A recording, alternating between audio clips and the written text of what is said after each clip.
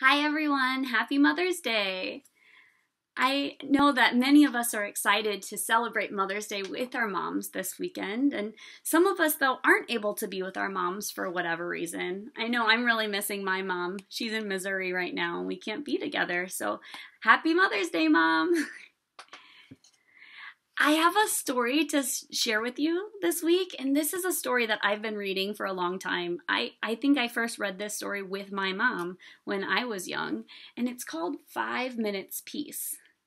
And this book, I was reminded of this story actually when Pastor Jenny was preaching last week about books or movies or stories from other people that we hear where we're able to find truth about God, where we're able to see God's abundant love at work, or we're able to experience the resurrection story brought to life through those stories of others or from books. And so as I'm reading today, I want you to think about this story and think, is there a truth in this story that you're identifying with, that you're hearing and you're thinking, oh, that really reminds me of. So enjoy. It's called 5 Minutes Peace. The author is Jill Murphy.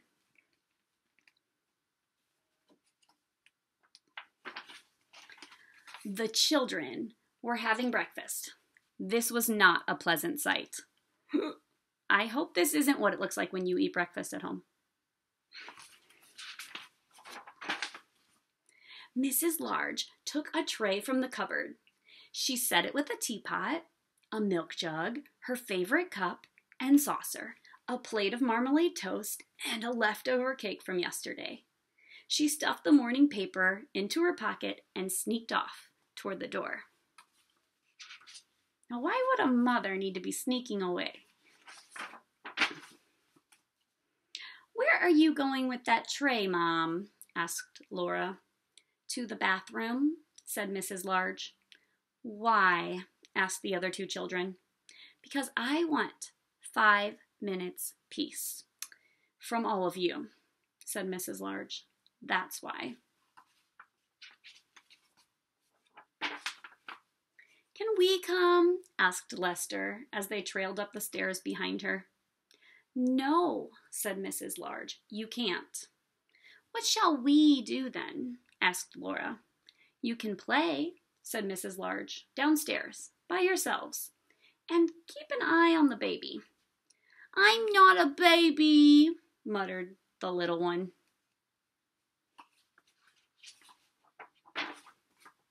Mrs. Large ran a deep, hot bath. She emptied half a bottle of bubble bath into the water, plunked on her shower cap, and got in. She poured herself a cup of tea and lay back with her eyes closed. It was heaven.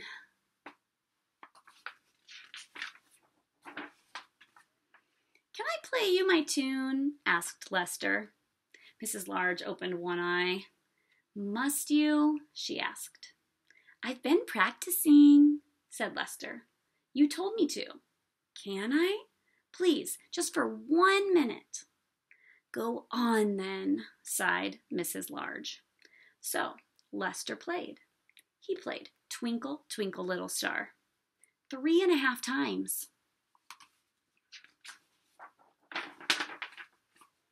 In came Laura. Can I read you a page from my reading book? She asked. No, Laura, said Mrs. Large. Go on, all of you, off downstairs. You let Lester play his tune, said Laura. I heard. You like him better than me. It's not fair. Oh, don't be silly, Laura, said Mrs. Large. Go on, then, just 1 page. So, Laura read. She read 4.5 pages of Little Red Riding Hood.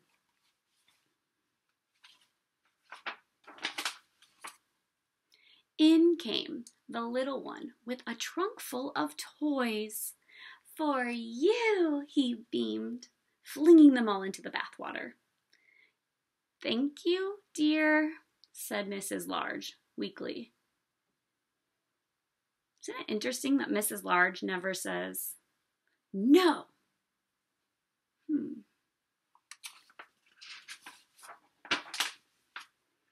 Can I see the cartoons in the paper?" asked Laura. "Can I have the cake?" asked Lester.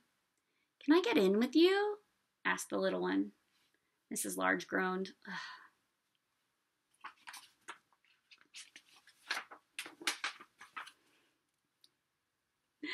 In the end, they all got in. The little one was in such a hurry that he forgot to take off his pajamas.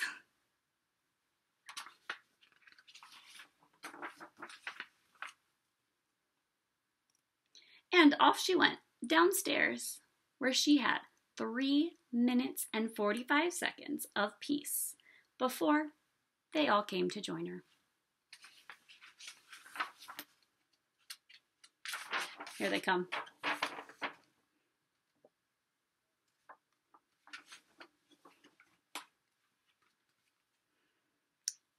So think about this story. Think about the way that the mother, Mrs. Large, acted as her kids kept coming in and interrupting her bath. They were being kind of annoying, probably, weren't they? This reminds me of God's grace. We don't deserve the amazing, everlasting love that we have from God. And yet, we still get it. We do things sometimes that aren't great. We make mistakes. And God still loves us. Mrs. Large still let her kids come in the bathroom. She let them get in the bathtub and play with her. Because she loves her children so much. Even when they're being a little annoying. Even when she was wanting some peace, wasn't she? Now that's the truth that I find from this story. I'm curious. I wonder if some of you have a different truth.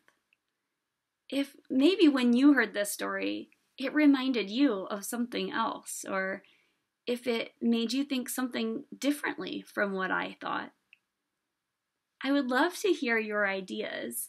If you go into the Flipgrid in the comments of this YouTube video, hopefully you'll be able to click through to the link and you could leave a video response telling us about what truth did you find from this story. Happy Mother's Day, and please know that you are in my prayers every day, and I love you so, so much. Goodbye.